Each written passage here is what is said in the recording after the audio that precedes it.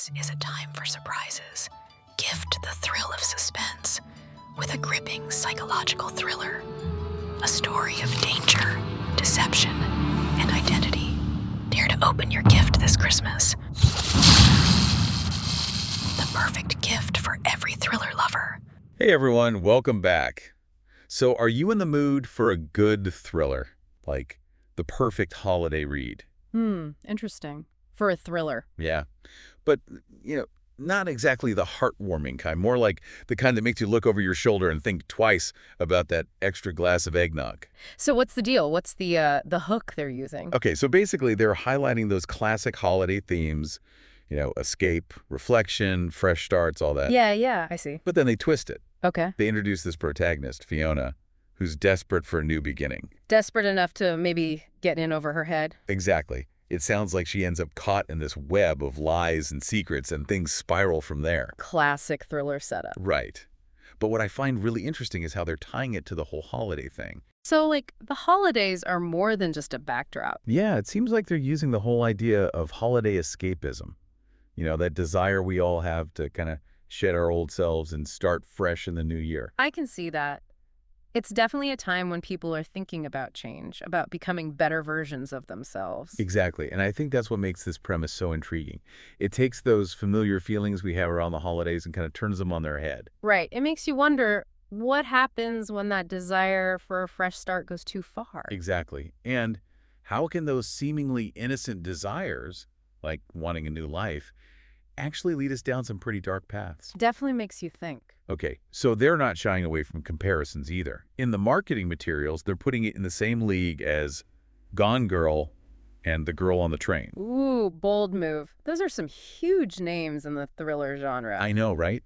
And they're specifically comparing it to Gone Girl for suspense and The Girl on the Train for, its emotional depth. Okay, now I'm really curious. I mean, if they're making those comparisons, it makes me think about unreliable narrators. Oh, yeah, that's a good one. Those characters you can't quite trust, whose perception of reality might be a little skewed. Which just adds to the suspense. You're constantly questioning what's real and what's not. Absolutely. And then with the Girl on the Train comparison, it makes me wonder about the relationships in the book, particularly the female relationships.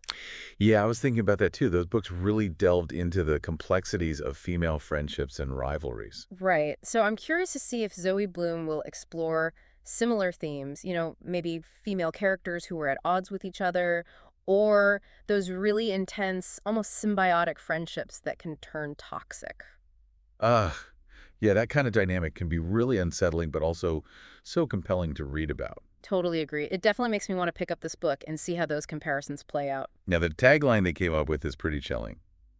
The most dangerous gift you'll give yourself this Christmas. Ooh, that's good. That's Yeah. really good. And then they have this quote too. The life you envy might just be the one that destroys you. Okay, so they're going all in on the psychological aspect of this thriller. Right. And I think that tagline is so clever because it taps into something very real, especially around the holidays. What do you mean? Well, think about it.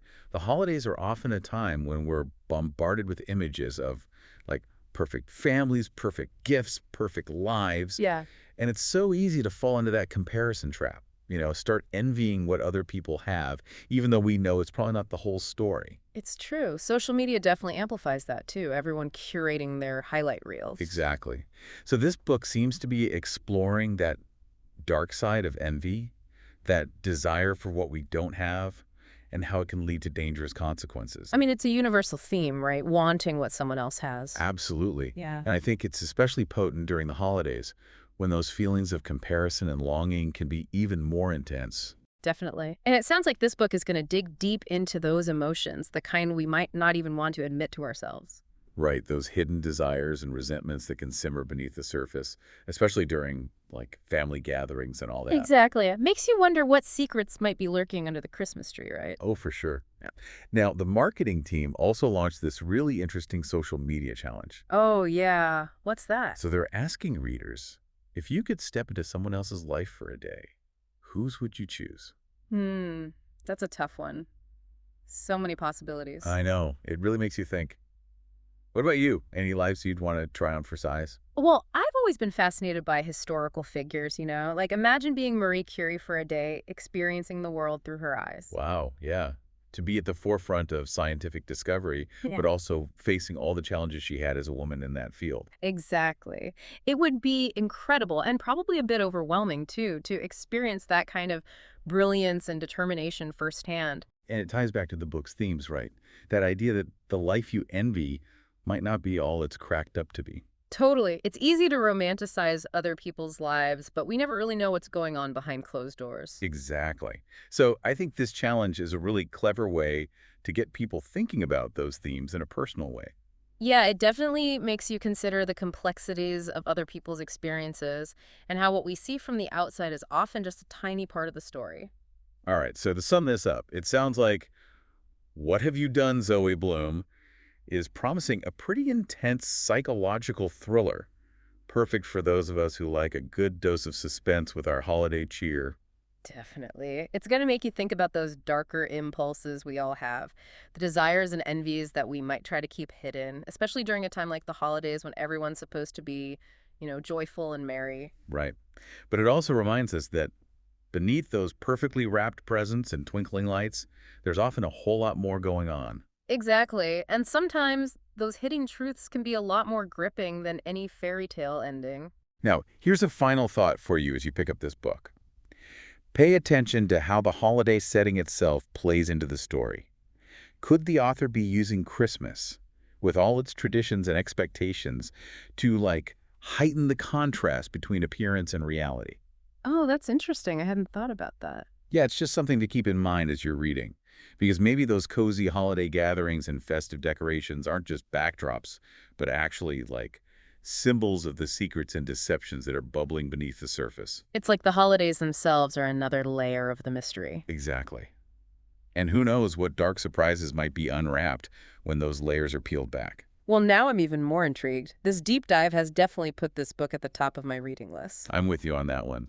And I think everyone listening will be too. All right, folks, that's it for this deep dive. We've only scratched the surface, but hopefully we've given you enough to get you hooked on What Have You Done, Zoe Bloom? Happy reading and happy holidays. Happy holidays. Dare to open your gift this Christmas.